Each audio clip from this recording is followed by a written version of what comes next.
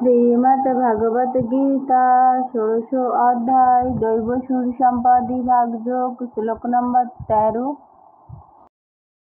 ইদমদ্য ময়া লব্ধম ইমং প্রাপ্স্যে মনোরথম ইদমস্তীদমপি মে ভবিষ্যতি পুনর্ধনম।